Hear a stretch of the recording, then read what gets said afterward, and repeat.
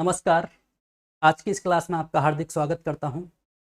और जैसा कि पिछली क्लास में हमने स्टार्ट किया था इकोनॉमिक सर्वे चैप्टर 1 स्टार्ट किया था और चैप्टर 1 के अपन लगभग 10 क्वेश्चन हमने डिस्कस किए थे। और इन 10 क्वेश्चंस के अंतर्गत अपने देखा था कि राजस्थान की जीडीपी कितनी है, जीएसबीए कितना है, कृषि क्षेत्र का योगदान कितना है, उद्योग क्षेत्र का योगदान कितना है और सेवा क्षेत्र का योगदान कितना है। इस पर स्थिर कीमतों और प्रचलित कीमतों पर देखा था। इसी के साथ साथ पर कैपिटा इनकम भी देखी थी स्थिर कीमतों पर और प्रचलित कीमतों पर। और इस तरह से और भी कुछ फैक्टों को हमने डिस्कस किया था। तो आज की क्लास में एक बार इन फैक्ट्स का अपन क्विक रिवाइज करते हैं और देन आगे की ओर नेक्स्ट क्वेश्चन देखेंगे। तो चैप्टर 1 ही है अपना। चलिए एक बार देख लेते हैं फैक्ट्स को कि राजस्थान की जो जीएसडीपी थी वो आपको बताया था कि किसी राज्य की भौगोलिक सीमाओं के अंतर्गत एक निश्चित समय अंतराल में जिन वस्तुओं और सेवाओं का उत्पादन किया गया है उनका मौद्रिक मूल्य या अंतिम मूल्य क्या कहलाता है, जीएसबीए कहलाता है।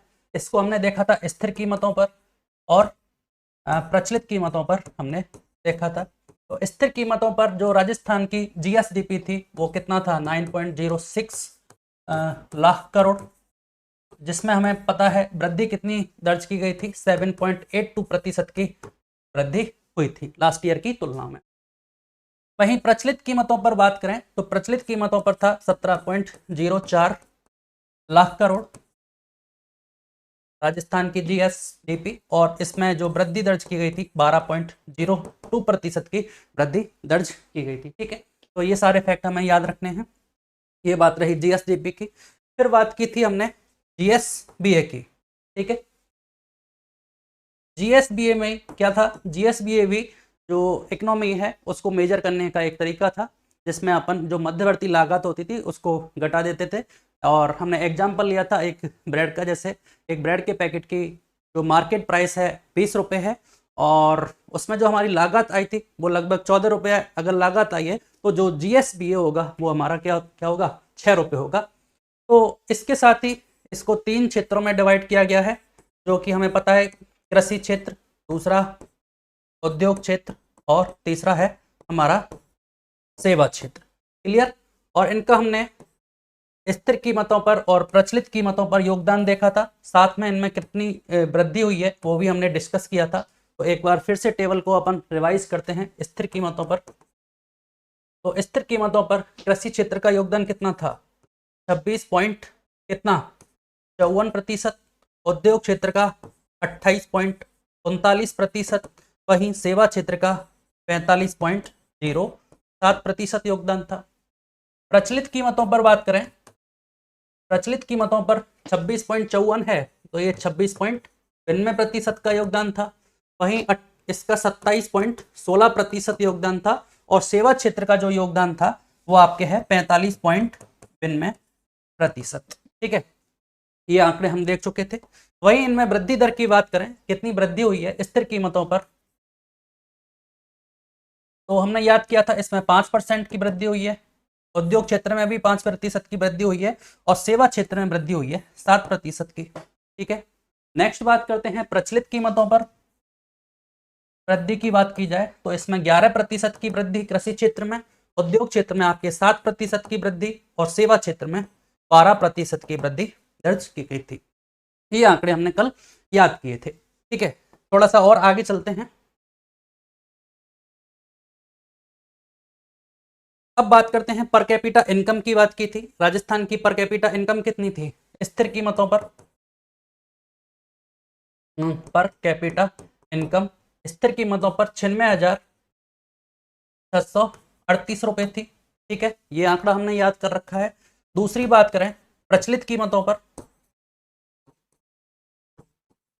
प्रचलित कीमतों पर हमने देखा था 1,85,053 रुपए। ठीक है, फिर हमने एक बात और याद की थी, जो राजस्थान की जो प्रति व्यक्ति आय है उसमें जो वृद्धि दर है चाहे स्थिर कीमतों पर चाहे प्रचलित कीमतों पर, वो भारत की जो प्रति व्यक्ति आय की वृद्धि दर है उसकी तुलना में अधिक है। सिमिलरली जीएसडीपी में भी बात की थी कि राजस्थान की जो जीएसडीपी में वृद्धि दर है चाहे स्थिर कीमतों पर हो चाहे प्रचलित कीमतों पर हो, वो भारत की वृद्धि दर से अधिक है। ठीक है, इन चीज़ों के बारे में हमने कल डिस्कस किया था। तो आज हम आगे के क्वेश्चंस को डिस्कस करेंगे और देखते हैं आज का हमारा पहला क्वेश्चन क्या है। तो आज का हमारा पहला क्वेश्चन रहेगा, देखते हैं क्या दे रखा है। आर्थिक समीक्षा 2024-25 के अनुसार कृषि क्षेत्र के उप क्षेत्रों का कुल सकल राज्य घरेलू संवर्धन में योगदान को सम्मिलित करना है। जैसे कि हमने बात की थी कल कृषि क्षेत्र की, ये किस पे पूछ रहा है, कृषि क्षेत्र के उप क्षेत्रों का कुल सकल राज्य मूल संवर्धन में योगदान पूछ रहा है। ये उप क्षेत्र हैं कृषि क्षेत्र के और इनका प्रचलित कीमतों पर योगदान के बारे में हमसे पूछा गया है। तो जब कल हमने देखा था और अभी टेबल में भी हमने देखा कि कृषि क्षेत्र का प्रचलित कीमतों पर जो योगदान है वो 26.92% है।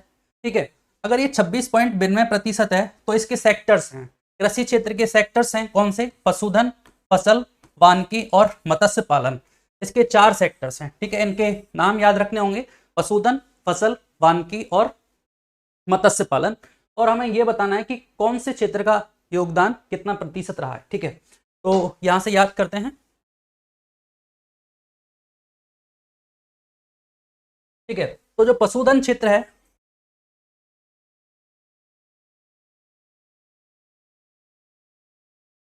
उसका योगदान कितना है, 12.59%। ठीक है, वहीं से फसलों का जो योगदान है वो है 12.43%। और तीसरा क्षेत्र है हमारा वानिकी, वानिकी का है 1.77%। और चौथा है आपका मत्स्य पालन, और इस मत्स्य पालन क्षेत्र का जो योगदान है आपका 0.14% है, 0.14% है। ये चारों आंकड़े याद रखने हैं। याद ना भी रहे तो कम से कम इतना, ये 2 इंपॉर्टेंट है, इनमें देखिए क्योंकि इनमें डिफरेंस क्या है, बहुत क्लोज है। ये 12.59 है, ये 12.43% है। तो यहां से थोड़ा कंफ्यूजन क्रिएट किया जा सकता है कि कौन सा ज्यादा है। अगर ये भी हमसे पूछा जा सकता है कि कृषि क्षेत्र में सर्वाधिक योगदान किस उप क्षेत्र का है, तो हमें पता होना चाहिए पशुधन का जो योगदान है 12.59% वो सर्वाधिक है। तो यहां से आप देख लीजिए। तो पशुधन का योगदान इसके सामने ही है 12.59, ये भी सही मैच है, ए में 1 हो जाएगा। फसल का 12.43 है, ये इसमें ये हो जाएगा। वानिकी का भी 1.77 है और मत्स्य पालन का 0.14% है। तो यहाँ से आंसर देख लेते हैं क्या होगा, सीधा सीधे मैच कर रखा है। तो बी ऑप्शन में 1 2 3 4 और बी ऑप्शन हमारा राइट आंसर हो जाएगा। ठीक है, चलिए नेक्स्ट क्वेश्चन देखते हैं। नेक्स्ट क्वेश्चन है हमारा, आर्थिक समीक्षा 2024-25 के अनुसार औद्योगिक क्षेत्र के उपक्षेत्रों का प्रचलित कीमतों पर कुल जीएसबीए सकल राज्य मूल संवर्धन को घटते हुए क्रम में व्यवस्थित करना। अब बात करता है ये सेवा उद्योग क्षेत्र की, औद्योगिक क्षेत्र मतलब उद्योग क्षेत्र की बात करता है, जो कि हमारी जो इकोनॉमी है उसका द्वितीय क्षेत्र है, सेकेंडरी क्षेत्र के रूप में इसको जाना जाता है। और जीएसबीए में योगदान पूछा है और यहाँ से हम देख पा रहे हैं कि उद्योग क्षेत्र के भी क्या है, सब सेक्टर्स हैं, उप क्षेत्र हैं। और वो उप क्षेत्र कौन कौन से हैं, विनिर्माण है, निर्माण है, खनन उत्खनन और विद्युत क्षेत्र है। ठीक है, इनका प्रतिशत योगदान हमें पता होना चाहिए। देखें तो औद्योगिक क्षेत्र का प्रचलित कीमतों पर योगदान कितना था, 27.16% था। अब ये 27.16% था वो इन चारों से बनकर बना है। ठीक है, जिसमें हमें पता होना चाहिए कि विनिर्माण का योगदान कितना है, निर्माण का कितना है, खनन का कितना है और विद्युत का कितना है। तो यहाँ से विनिर्माण क्षेत्र का योगदान देखें तो लगभग 11% है। ठीक है, और निर्माण क्षेत्र का जो योगदान है वो लगभग 9% है।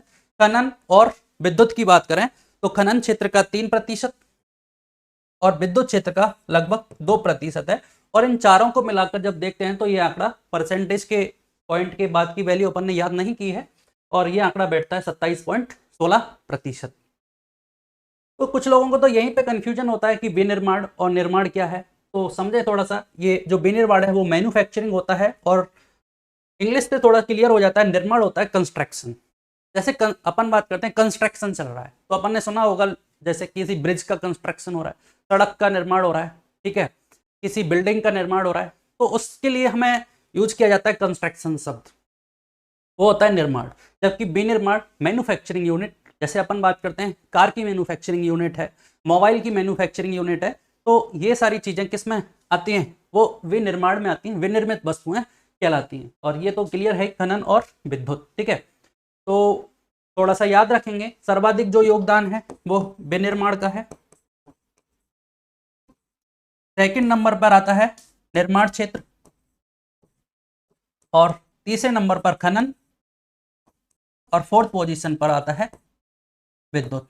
ठीक है, इस तरह से ये चार है, विनिर्माण, निर्माण, खनन और विद्युत, जिनका योगदान 11%, 9%, 3% और 2%। ठीक है, तो देख लेते हैं कौन सा ऑप्शन होगा। कोई direct match of the following है, पहला ही ऑप्शन हो जाएगा 1 2 3 4, और हमारा आंसर क्या हो जाएगा, ये ऑप्शन हमारा राइट आंसर हो जाएगा। ठीक है, चलिए नेक्स्ट क्वेश्चन देखते हैं। नेक्स्ट क्वेश्चन है कीमतों पर सेवा। ये क्या लिख रहा है, according to the economic survey 2024-25 which sub sector of the service sector, service sector की बात की है, contribution the most to the gross state value added, GSVA में सर्वाधिक योगदान किसका है, किस पे, करंट प्राइस पे। अगली क्वेश्चन में इसने सेवा क्षेत्र की बात की है कि सेवा क्षेत्र में सर्वाधिक योगदान प्रचलित कीमतों पर कितना है। तो हमें पता है प्रचलित कीमतों पर सेवा क्षेत्र का योगदान कितना था, 45.92% था। ठीक है, इस 45.92% में सेवा क्षेत्र के कौन कौन से उप क्षेत्र सम्मिलित हैं उनका पता होना चाहिए। तो सबसे पहले तो ये है ये आपके, जैसे स्थावर संपदा, आवास, व्यावसायिक सेवाएं, एक सेक्टर ये है। एक सेक्टर ये है व्यापार, मरम्मत, होटल, रेस्टोरेंट। तीसरा वित्तीय सेवाएं, एक अन्य सेवाएं हैं। इसके अलावा इसमें लोक प्रशासन और परिवहन को भी सम्मिलित किया जाता है। लोक प्रशासन, परिवहन और वित्तीय सेवाएं ये। ठीक है, इस तरह से 1 2 3 4 5 6 सब क्षेत्र हैं इसके। ठीक है, 6 उपक्षेत्र हैं। तो इनका योगदान सर्वाधिक किसका है, सर्वाधिक जो योगदान रहता है इसमें व्यापार, मरम्मत, होटल और रेस्टोरेंट का रहता है। वो लगभग कितने हैं, तो इसका जो योगदान है व्यापार होटल का वो लगभग 12% है।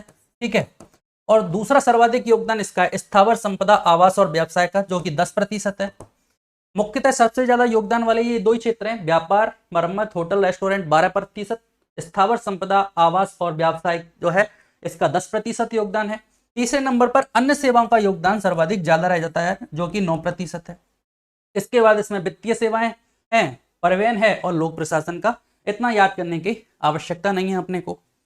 तो हमसे पूछा क्या गया है, सर्वाधिक योगदान पूछा है, किस उप क्षेत्र का है, तो हमें पता है व्यापार, मरम्मत, होटल और रेस्टोरेंट का है, और आपका आंसर क्या हो जाएगा, बी ऑप्शन राइट आंसर हो जाएगा।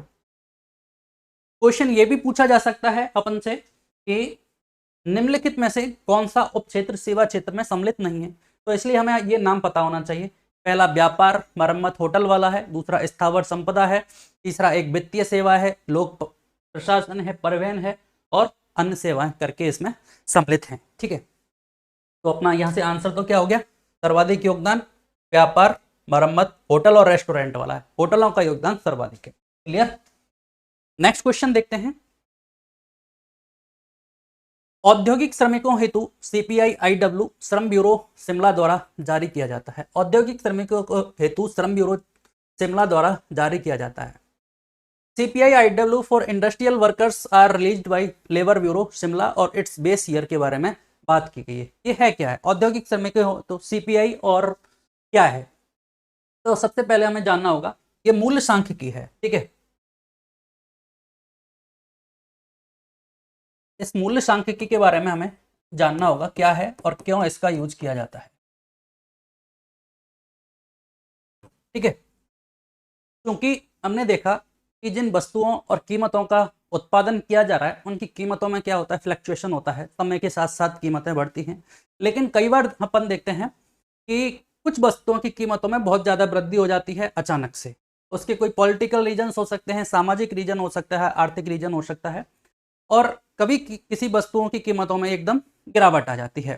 तो इसकी निगरानी करना आवश्यक होता है। क्यों आवश्यक है, क्योंकि हमारी GDP को प्रभावित करते हैं, आर्थिक नीतियों को प्रभावित करते हैं। अगर आर्थिक नीतियां प्रभावित होंगी तो राज्य की अर्थव्यवस्था प्रभावित होगी, इसलिए इनका मेजरमेंट करना आवश्यक है। ठीक है, और मुद्रास्फीति के मापन के लिए दूसरा इंपॉर्टेंट फैक्टर क्या है, मुद्रास्फीति का मापन करना।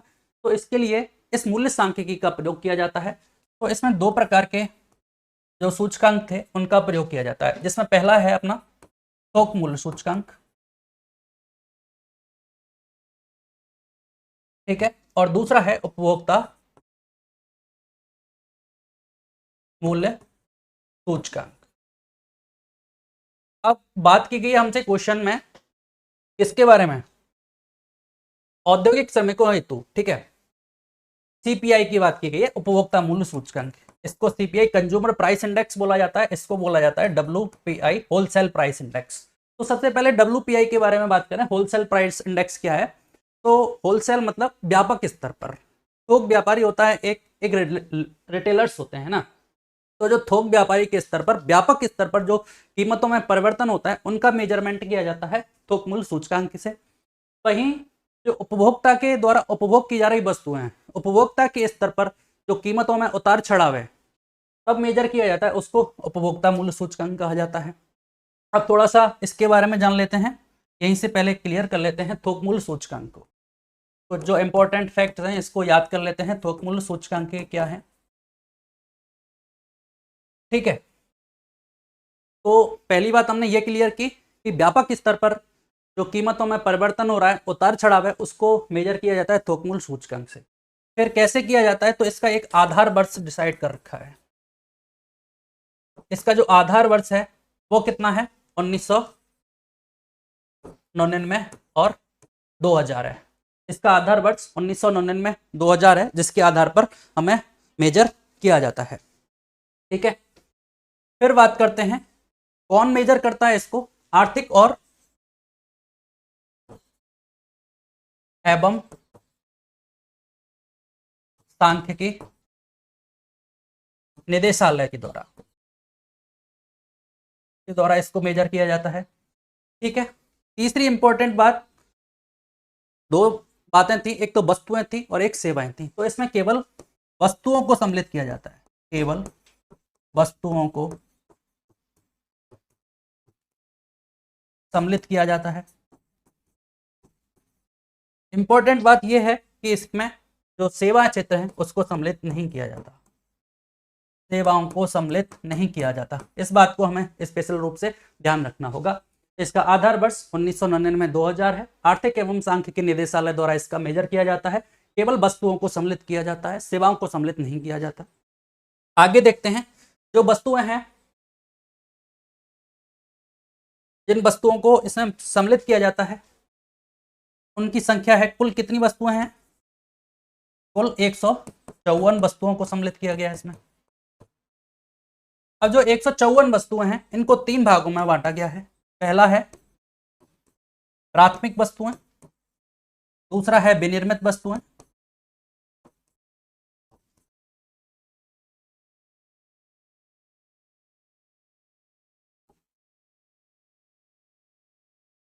दूसरा है विनिर्मित वस्तुएं और तीसरा है ईंधन। ठीक है, तो जो प्राथमिक वस्तुओं की संख्या है वो कितनी है, 75 है, और विनिर्मित वस्तुओं की संख्या है 69 और 10 है ईंधन वस्तुओं की संख्या। तो यहाँ से अपन से क्वेश्चन पूछा जाता है, ये सारे क्वेश्चन की फॉर्मेट में पूछा जाता है कि थोक मूल्य सूचकांक का आधार वर्ष क्या है, तो 1999 2000 है पहला क्वेश्चन। कौन किसके द्वारा मेजर किया जाता है इसको, तो आर्थिक एवं सांख्यिकी निदेशालय के द्वारा इसको मेजर किया जाता है। तीसरा स्टेटमेंट पूछा जाता है कि थोक मूल्य सूचकांक में केवल वस्तुओं को सम्मिलित किया गया है या वस्तु और सेवाओं को सम्मिलित किया गया है, इस तरह से। ठीक है, तो हमें याद होना चाहिए केवल वस्तुओं को सम्मिलित किया गया है, सेवाओं को सम्मिलित नहीं किया गया। ठीक है, फिर कुल कितनी वस्तुएं शामिल है, तो 154 वस्तुएं शामिल हैं।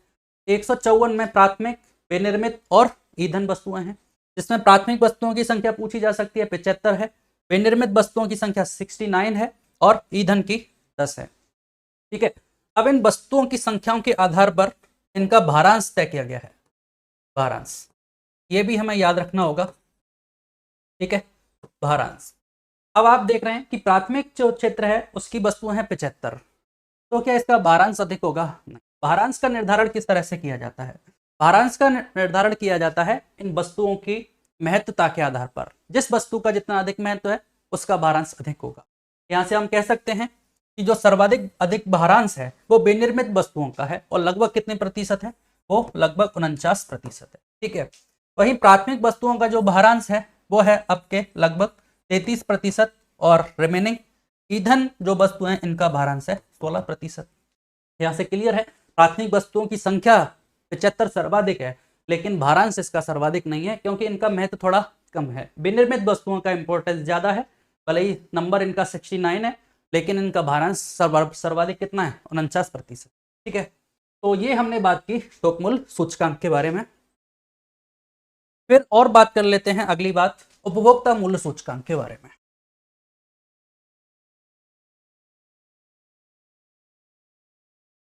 उपभोक्ता मूल्य सूचकांक के बारे में, ठीक है, सीपीआई। तो ये हमने जाना कि उपभोक्ता के स्तर पर जब कीमतों में उतार चढ़ाव का परिवर्तन किया जाता है तो क्या कहा जाता है, सीपीआई कहा जाता है। अब इस सीपीआई के अलग अलग डिवाइड कर दिए, जिसमें पहला है अपना CPI IW for industrial workers वाला था, दूसरा एक ग्रामीण क्षेत्र के लिए था, तीसरा कृषि क्षेत्र के लिए, और चौथा है अपना संयुक्त रूप से जिसमें ग्रामीण और शहरी दोनों सम्मिलित।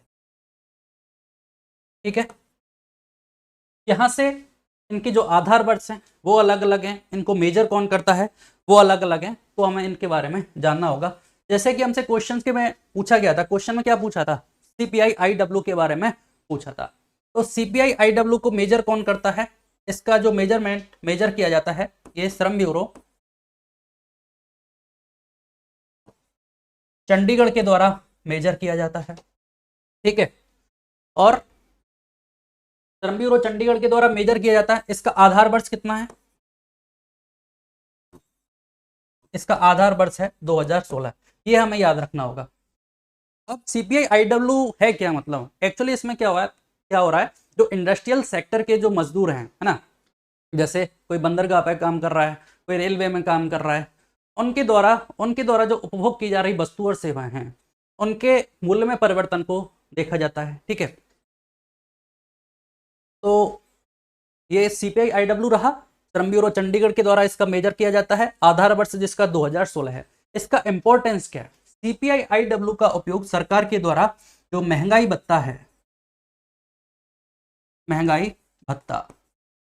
भत्ते का निर्धारण इसी से किया जाता है, सीपीआई आईडब्ल्यू के द्वारा। ठीक है, तो अगर क्वेश्चन पूछा जाए हमसे कि महंगाई भत्ते का निर्धारण किसके द्वारा किया जाता है, किसके माध्यम से किया जाता है, सीपीआई आईडब्ल्यू ग्रामीण कृषि, तो हमारा आंसर होगा सीपीआई आईडब्ल्यू के माध्यम से किया जाता है। अब एक बार अपन क्वेश्चन की तरफ देखते हैं, क्वेश्चन क्या था। क्वेश्चन था हमारा, औद्योगिक श्रमिकों हेतु जो सीपीआई आईडब्ल्यू है वो श्रम ब्यूरो शिमला के द्वारा जारी किया गया। तो ये स्टेटमेंट गलत है, हमने देखा श्रम ब्यूरो चंडीगढ़ के द्वारा मेजर किया जाता है। पहले श्रम ब्यूरो शिमला के द्वारा, क्योंकि इसका जो ऑफिस है वो ट्रांसफर कर दिया गया कहाँ, चंडीगढ़, तो श्रम ब्यूरो चंडीगढ़ इसका आंसर होगा, ये हो जाएगा गलत। दूसरा, इसका आधार वर्ष 2012 है, तो ये भी गलत है, इसका आधार वर्ष तो कितना है 2016। इसका मतलब हमारे तो दोनों स्टेटमेंट गलत हो गए। तो कौन सा ऑप्शन होगा, कथन 1 व कथन 2 दोनों असत्य हैं, डी ऑप्शन हमारा राइट आंसर हो जाएगा, क्योंकि जो आधार वर्ष है वो 2016 है और श्रम ब्यूरो चंडीगढ़ के द्वारा इसका मेजर किया जाता है और महंगाई भत्ते के निर्धारण के लिए इसका उपयोग किया जाता है सरकार के द्वारा। क्लियर, चलिए नेक्स्ट क्वेश्चन देखते हैं।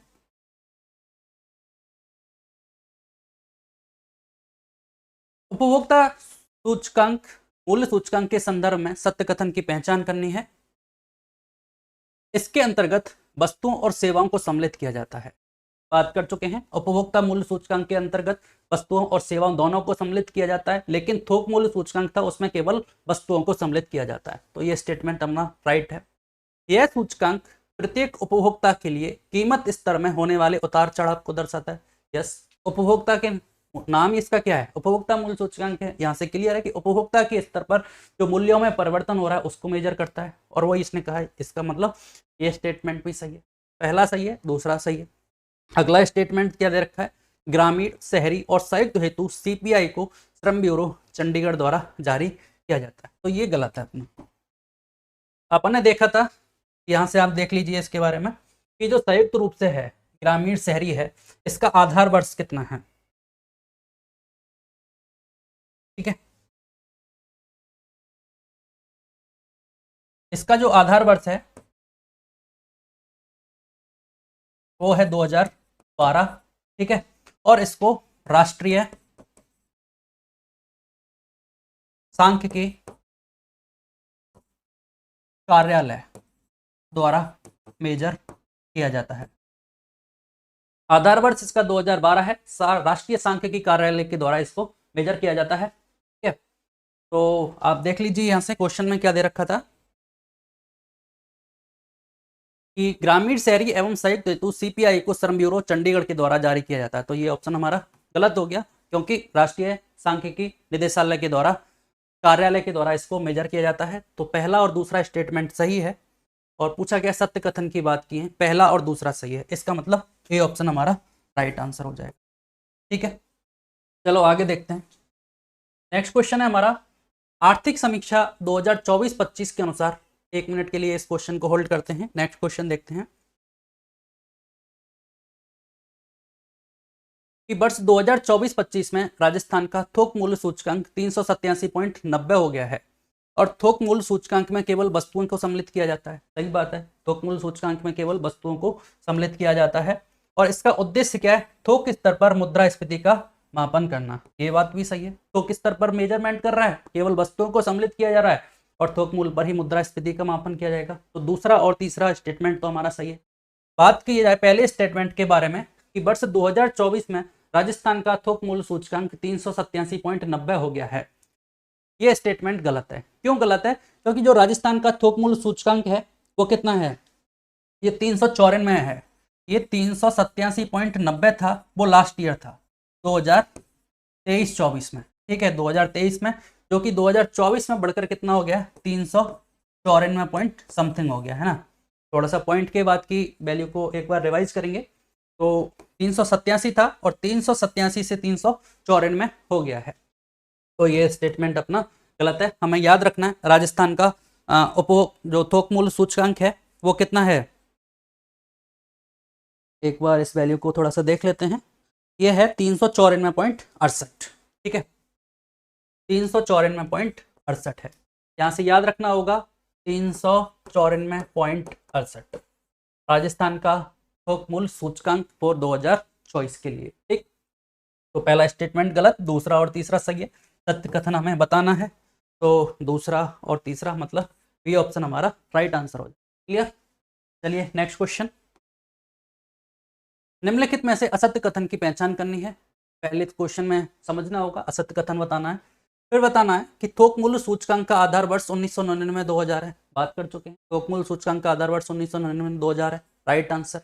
नेक्स्ट है थोक मूल्य सूचकांक में प्राथमिक वस्तुओं की संख्या 75 है। सही बात है, प्राथमिक वस्तुओं की संख्या कितनी है, 75 है।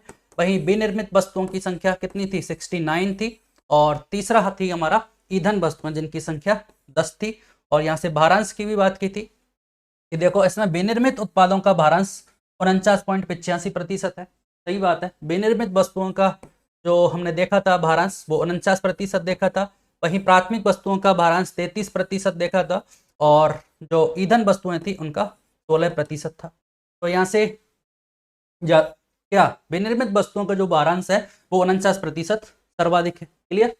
तो पहला ऑप्शन क्या है, ये भी सही है, प्राथमिक वस्तुओं की संख्या ये भी सही है, और ये भी सही है। असत्य कथन की पहचान करनी है, तो ये तो तीनों ही सही है, इसका मतलब कोई भी कथन असत्य नहीं है, और डी ऑप्शन अपना राइट आंसर हो जाएगा। क्लियर? चलिए नेक्स्ट क्वेश्चन देखते हैं।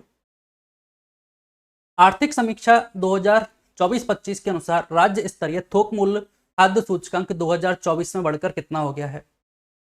थोक मूल्य सूचकांक, इसने एक नया इसमें सम्मिलित हुआ है, थोक मूल्य खाद्य सूचकांक को सम्मिलित है, क्योंकि पिछले 1-2 वर्षों में ये देखा गया है जो खाद्य वस्तु हैं उनकी जो कीमत है उनमें बहुत ज़्यादा उछाल आता है। ठीक है, तो इसका मेजरमेंट अलग से किया जाता है, और उसका नाम दे दिया गया कितना, क्या, थोक मूल्य खाद्य सूचकांक। ठीक है, तो ये जो थोक मूल्य सूचकांक है पहले 2023 में था लगभग 403.92 और 2023 से 2024 में जो बढ़कर ये कितना हो गया 421.67 हो गया है। और आपको ऑप्शन में दोनों ही दे रखे हैं 403.92 भी और 421.67।